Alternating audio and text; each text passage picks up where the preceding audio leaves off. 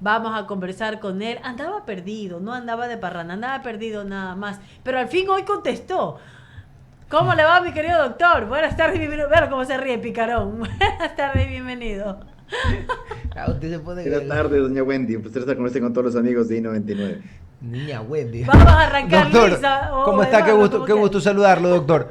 Yo quiero hacerle una consulta y es respecto al tema de la vicepresidencia de la República.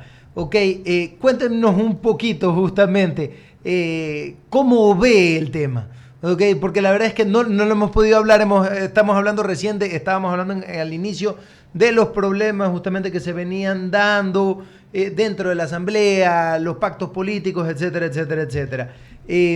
La vicepresidenta se va, ok, se va, dijo que va a asumir sus funciones justamente y la delegación que le dio el presidente. Cuéntenos un poquito justamente a nivel jurídico y a nivel más que nada, más que jurídico, a nivel político. ¿Cómo lo ve? Porque también es parte del análisis con usted esto de aquí. Cuéntenos un poco. Creo que ni nosotros ni la vicepresidente han puesto en real dimensión cuál es su cargo. Ella es la segunda mandataria, no es otra cosa. La función constitucional de los vicepresidentes es, desde la Constitución de 1998, la de subrogarle al presidente de la República en caso de ausencia temporal o definitiva, además de cumplir con las funciones que le asigna el jefe del Estado. No es otra función. Creo que la señora Abad se ha dado a creer que tiene unas competencias que no le corresponden. Y creo que le hemos dado demasiada importancia a la señora Abad respecto de cuáles son sus pretensiones respecto del ejercicio de la segunda magistratura. Creo que la relación con el jefe del Estado, y esto no es la primera vez que ocurre, lo que sí creo es que no es tan común que estas cuestiones suceden incluso antes de la posesión presidencial. Ya hemos tenido casos en Ecuador en los que segundos mandatarios han querido tomar un protagonismo que no deben tener. Lo menos que debe ser un vicepresidente de la República es protagonista de algo. Las personas tienen que tener un sentido de las proporciones respecto de por qué están ahí, porque esto de creerse que, es que a mí me han elegido con 5 millones de votos. Perdón, hasta donde yo sé, la gente cuando mira la papeleta se fija en el candidato presidencial. Los candidatos vicepresidenciales rara vez, no digo que nunca, rara vez aportan votación para el primer mandatario.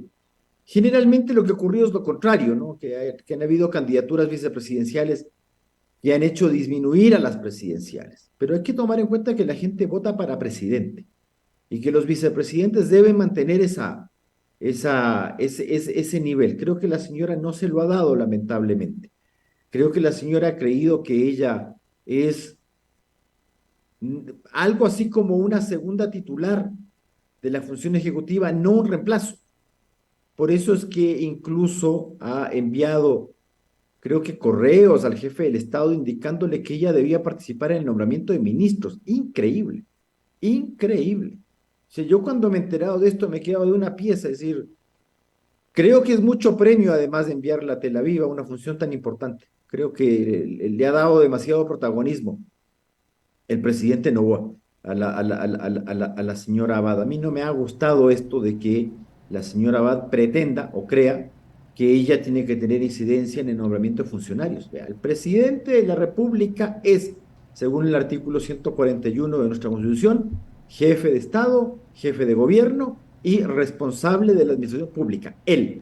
Y las facultades respecto del ejercicio del poder en la función ejecutiva corresponden al presidente de la República, conforme al artículo 147 de la Constitución.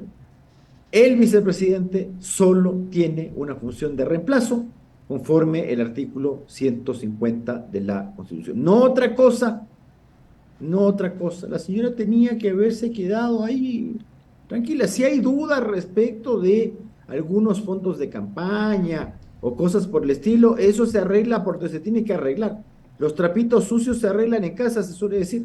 Y esto no ha ocurrido, en esto no ha colaborado la segunda mandataria, poco menos poniéndole al extremo al jefe del Estado de tener que hacer esta clase de cosas. Además, un gobierno lo suficientemente corto como para que una persona de adentro de la función ejecutiva haga esta clase de cosas. ¿Qué le queda al resto entonces? Pues, o sea, si el segundo mandatario hace esto, bueno, pues entonces el presidente no se lo podrá comer cualquiera. Pues, o sea, si tu binomio te está haciendo esta cuestión, bueno, ya nosotros hemos tenido, le recuerdo, algunas veces, algunas relaciones muy tensas entre el primer y segundo mandatario. ¿Recuerda usted lo que ocurrió luego de Autaurazo entre León Febres Cordero y Blasco Peñarrera?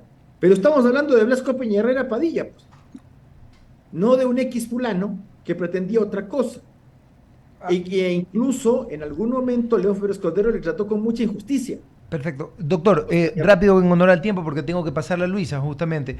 Y es, yo quiero saber con respecto al tema del quinto puente, doctor. Ok, Lazo le otorga la competencia a Guayaquil y después se la revoca Noboa. Aparte de que creo yo que fue ¿cómo le puedo decir? Un problema político que se genera porque la verdad es que hay que admitirlo, es que no va a haber una construcción de quinto puente por parte del gobierno central porque desde hace 6 años no se está dando. Estaba facultado en hacer esto de aquí el presidente, el expresidente Lazo, y asimismo también estaba facultado el presidente Noboa en retirarle la concesión. ¿Qué opinión le merece del tema? Las obras públicas nacionales corresponden al Estado central.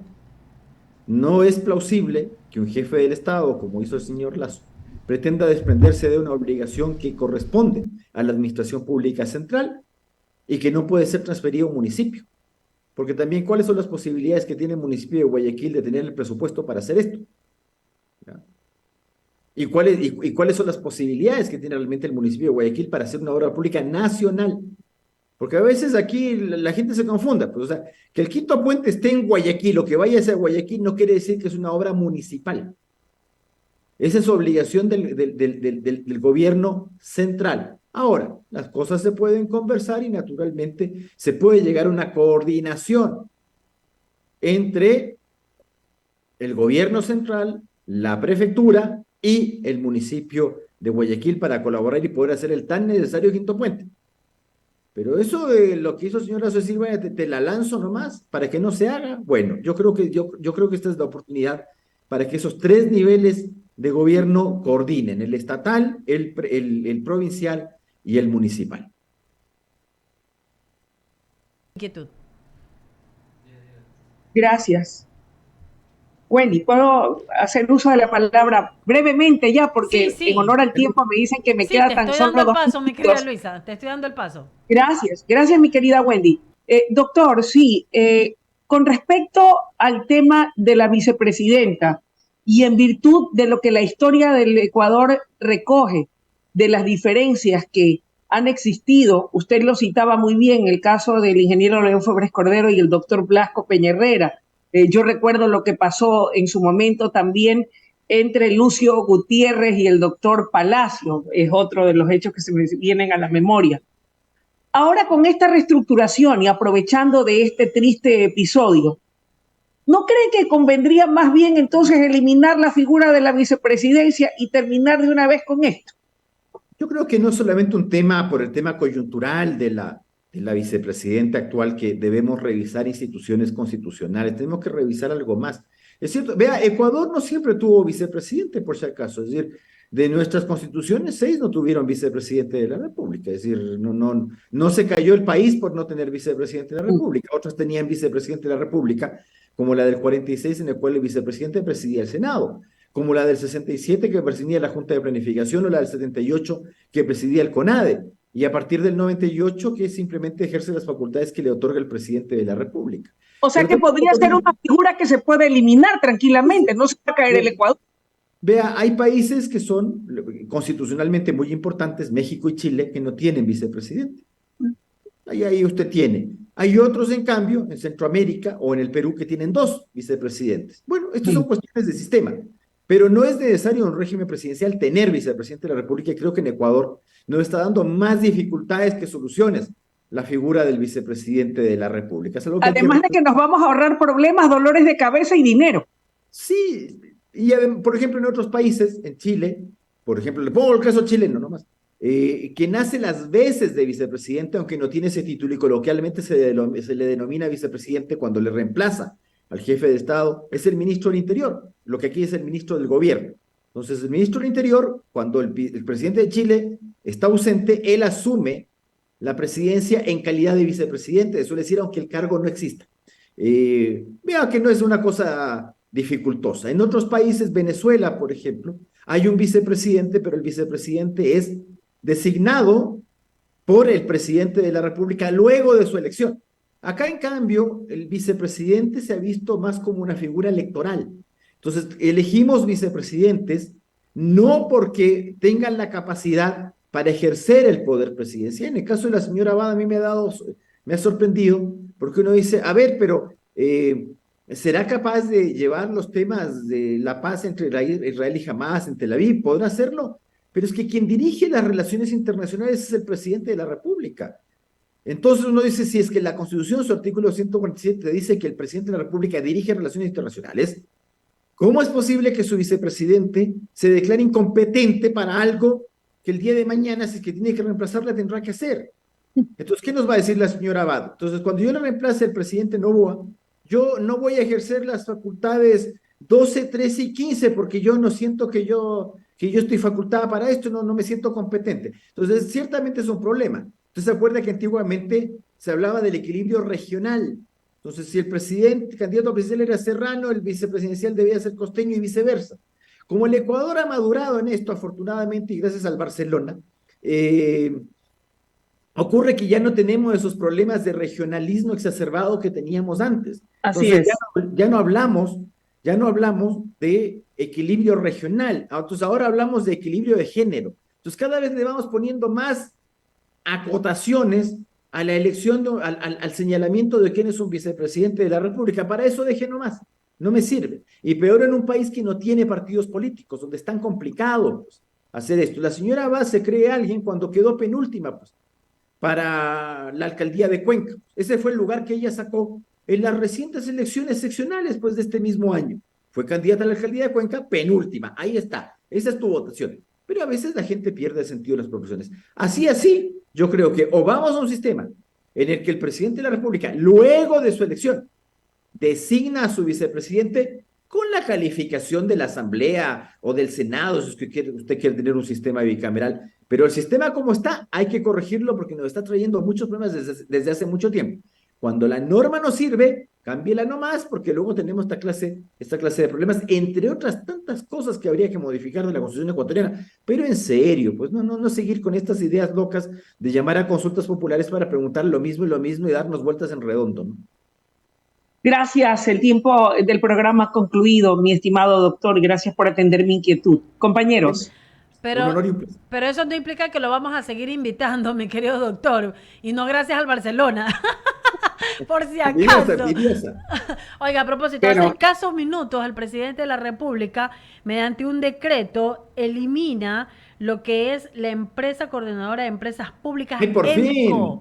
EMCO, así es. Mediante este decreto, bueno, pues ya dice que debe terminar sus funciones y el presidente dice del directorio de la empresa coordinadora de empresas públicas, EMCO, informará a la presidencia de la República sobre la ejecución de lo dispuesto en el artículo 1, en donde justamente solicita la eliminación de la misma, a este decreto ejecutivo en el plazo de un mes contado a partir de la expedición de este decreto ejecutivo. Hace escasos minutos nada más. Doña Wendy, recuerde, no solamente es un tema de recursos, no solamente es un tema de que en el Ecuador teníamos el ridículo de tener una empresa pública que coordinaba las empresas públicas. Entonces, ¿para qué tienes empresas públicas?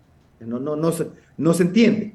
Uno. Dos, recuerde lo que pasó con el caso de Lazo y su juicio político, de dónde salieron los actos de corrupción que originaron no solamente su enjuiciamiento político, que debe continuar y culminar, porque está interrumpido ese juicio político, se ha iniciado contra un presidente en funciones y tiene que culminar ese juicio político con la censura e inhabilitación. Recuerde que el juicio político y la censura no solamente para destituir, sino para inhabilitar al censurado. No sé, sacarse de aquí las chanqueras la cosa, y ahora veo un tuit de un grupo medio construye ahí la data diciendo de que hoy no se puede, enjuiciar a un expresidente. No, nadie está, el juicio no comenzó contra un expresidente. sino contra un presidente en funciones que fraudulentamente disolvió la Asamblea para evitar su moción de censura y su destitución.